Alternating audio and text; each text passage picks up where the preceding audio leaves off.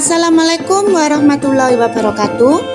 Perkenalkan, nama saya Ria Wahyuning Asih, CGP Angkatan 9 Kabupaten Gresik. Saya akan memaparkan koneksi antar materi pada modul 2.1 pembelajaran berdiferensiasi. Perkenalkan, ada fasilitator saya Bapak Cahyo Widodo dan pengajar praktik saya Bapak Didi Iswanto. Apakah yang dimaksud dengan pembelajaran berdiferensiasi? Pembelajaran berdiferensiasi adalah pendekatan dalam proses mengajar di mana seorang guru menyajikan materi pembelajaran dengan cara yang berbeda-beda untuk menyesuaikan dengan kebutuhan minat dan karakteristik belajar individu setiap murid di kelas.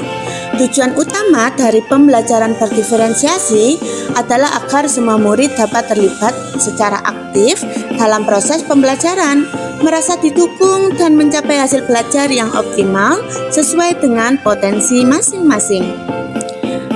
Dalam mendukung semua murid di kelas, kita harus mengingat bahwa setiap murid atau anak adalah unik. Mereka punya kelebihan dan kekurangan masing-masing. Begitu juga dengan minat, gaya belajar, kebiasaan, pola pikir, kemampuan literasi, dan lain-lain.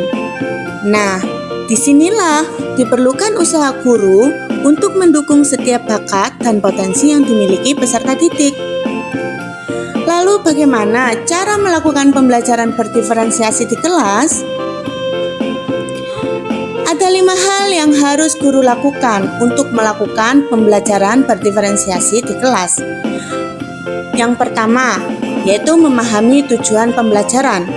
Yang kedua, mengetahui dan merespon kebutuhan belajar murid. Yang ketiga, menciptakan lingkungan belajar yang mengundang murid untuk belajar. Yang keempat, melakukan asesmen kelas yang efektif. Dan yang kelima, yaitu melakukan penilaian berkelanjutan. Terdapat 3 kebutuhan belajar murid yang harus dipahami oleh guru, yaitu kesiapan belajar murid atau readiness, minat murid, dan profil belajar murid. Dalam melakukan kesiapan belajar murid atau readiness, guru harus melakukan asesmen di awal. Minat belajar murid.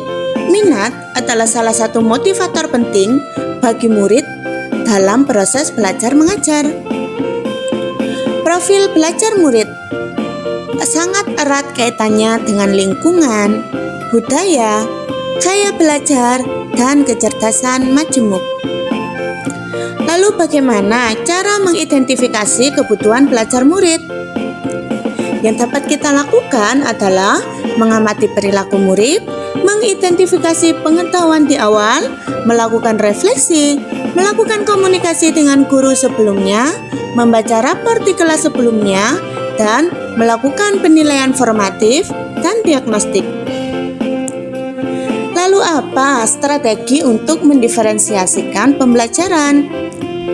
Strategi diferensiasi pembelajaran dibedakan menjadi 3, yaitu diferensiasi konten, diferensiasi proses, dan diferensiasi produk.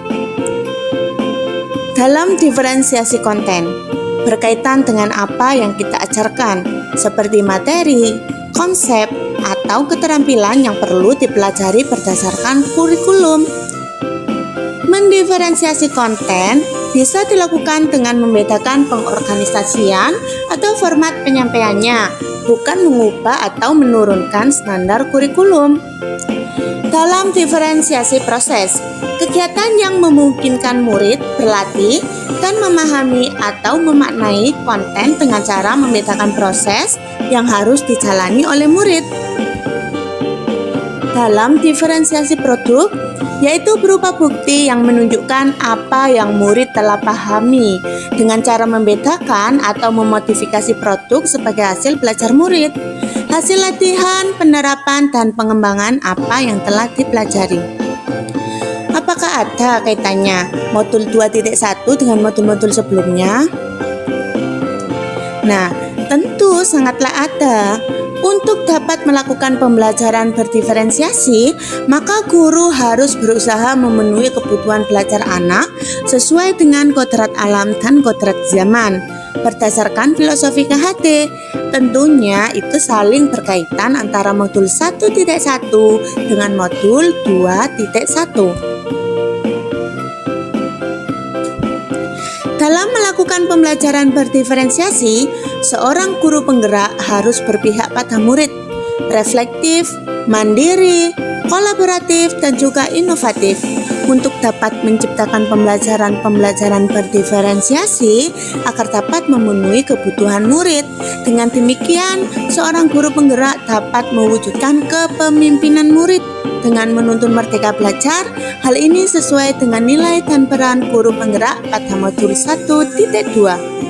Pembelajaran berdiferensiasi pun dapat menjadi salah satu strategi untuk mewujudkan visi guru penggerak, yaitu berpihak pada murid, sehingga hal ini tentunya saling terkait antara visi guru penggerak dan modul 1.3 dengan modul 2.1 ini.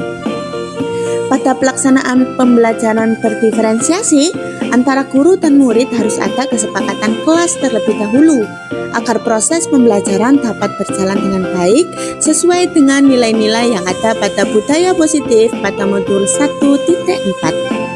Demikian pemaparan koneksi antar materi pada modul 2.1 pembelajaran berdiferensiasi kali ini. Semoga memberikan manfaat. Terima kasih. Salam dan bahagia. Salam guru penggerak.